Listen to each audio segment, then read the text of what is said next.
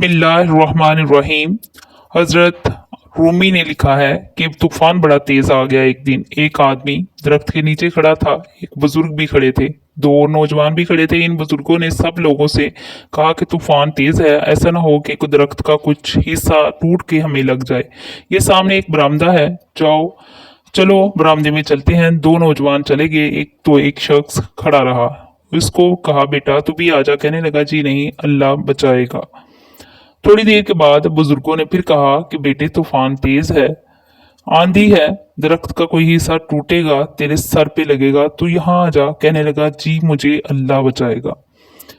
वो खामोश हो गए। दो तीन दफा कहा। अब एक आदमी वहां से गुजर रहा था, रास्ते से यूं समझ लें कि मोटरसाइकिल पे गुजर रहा था। उसने गुजरते हुए कहा कि भाई बरामदे में चला जा, तूफान तेज है, कोई चीज तेरे सर पे लग जाएगी। कहने लगा जी नहीं, अल्लाह बचाएगा। एक और गुजरा, समझ लें कि एक मेहरान वाला गुजरा।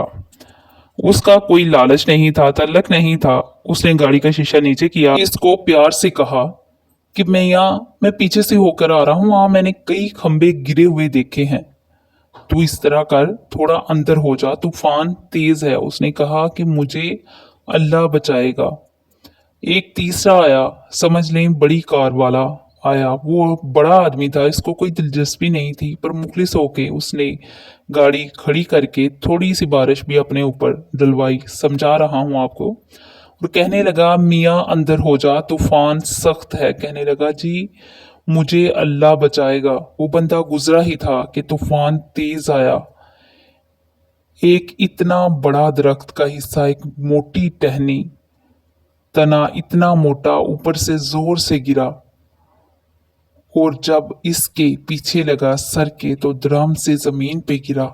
सर फट गया, रूह परवास कर गई। वो जो दो नौजवान खड़े थे ना बाबा जी के पास, और कहने लगे हजरत साहब हमें एक मसला समझाइए कि इस बंदे का तवक्कल इतना मजबूत था कि जिसने भी इसको कहा, इसने कहा मुझे अल्लाह बचाएगा।